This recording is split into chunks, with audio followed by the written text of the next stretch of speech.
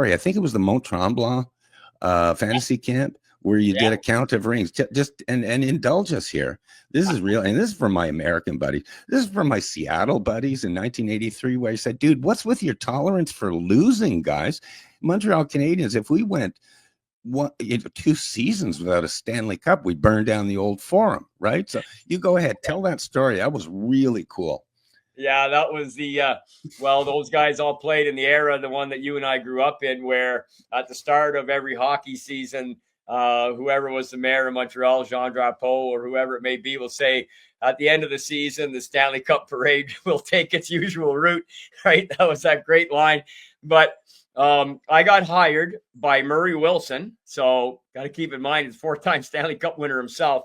But he wouldn't say necessarily ran the alumni, but he played a huge role in the with the Montreal Canadian alumni, who more formally went by the name Les Anciens Canadiens. And he cobbled together the end thing to start doing was these fantasy camps.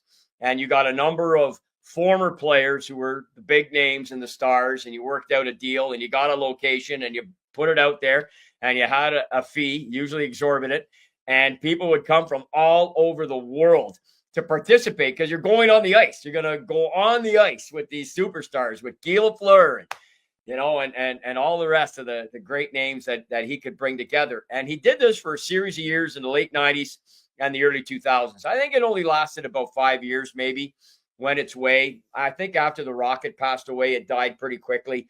But I think he participated in the first, not as a player, but he showed up. And this is where I got brought in. I think after the first year or two, they wanted to get something more formal on the microphone. I knew Murray going back a few years, and he hired me. And the location was in the town of Arundel, which is just outside Mont-Tremblant, and it was at a golf course called Arundel, named after the town. And that course was owned by Dickie Moore. So there's another 6 Stanley Cup rings. And Dickie would host. It was part of a week-long fantasy camp, Montreal Canadian fantasy camp. They used the ice at a rink in Tremblant, and they had a number of other events. And you got so much swag, and then you got everything signed. And when they had the big dinner is where I would be hired to be brought in. And I worked it 3 years in a row. And the second of the 3 was 1999, because the Rocket died in June of 2000. I think the last one I participated in anyway was the fall of 2000. And in 1999, I walked in with Larry Robinson. I arrived shortly after him, and I knew Larry a long time, and we walked in together. Speaking of Stanley Cup rings, there's another 6. So that's just as a player. He hadn't done he had one with New Jersey as an assistant coach. He hadn't one as a head coach of the St. Louis stuff yet. So he had 6 as a player with the Habs. And I tell you, Greg, I saw the coolest thing. We just had this on Twitter 10 days ago or so. As a little clip on our cast. He walked in, and Dollard St. Laurent, Donnie Marshall, and Phil Goyette were sitting on the porch. There's actually a porch to this golf lounge area. It wasn't a lounge, golf area, part of the golf course, Dickie's golf course. And Dollard St. Laurent stood up and walked over, and Larry was walking. He's a big man, and Dollard St. Laurent, he's smaller, but a good-sized man himself, older, obviously. And they hugged each other. And Larry said to Dolly, "Hey, old 19." And Dollard said to Larry, "Hey, young 19," because they both wore sweater 19. And they hugged each other like you would expect family to hug. Like family who don't see each other very often. That's what that hug was. I've talked to Larry so many times about this since. I was so taken by that hardcore Hab fan, watching these guys exchange that hug. And we went in. It was dinner time. We went in. Everybody's sitting down to a fabulous meal. Drinks are flowing. I take the microphone. I start doing my thing. I'm going up and down, seeing all these men sitting there. And I'm to the crowd who are assembled for the fantasy camp. I'm doing questions on the guys who are sitting there.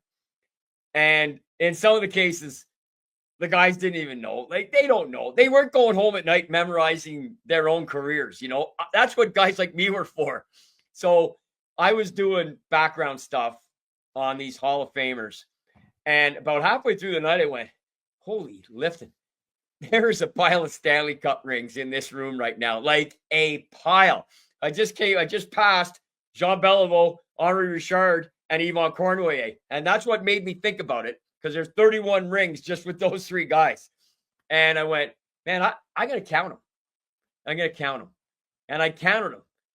And it was 153 Stanley Cup rings in that room that night in Tremblant, in Arundel, in 1999. And no internet, no cell phones. If you had a phone, it was one of those big Get Smart things. Like nobody, it was just a special moment in time, man. I tell people, like Chris Nyland was there, but he has the one ring from 86. So he counted. Murray Wilson, who organized it all, counted with his 4, and you go on and on and on and on and on. Serge Savard, 8. Larry Robinson, 6. Go down the line, Greg. These guys all won multiple cups, and it was 153 rings in the room. And I got a chance to speak in front of those guys. I had that opportunity later at Yvon Cornelier's golf tournament. He would bring a small group of some of those guys in. Guy would always come. Dickie Moore, Beliveau, God rest his soul. Well, they've all passed, right? And they'd come to Cornelier's, and I would MC that, and it'd be a small sample size. Murray would blow the doors off it. Like literally anybody who could still walk was invited and processed and brought in and taken care of. And they came, man, because they loved each other. And I saw that firsthand. That thread that runs through that organization. We're seeing a little bit again right now, but we saw it. I saw it firsthand, big time there in the late 90s and early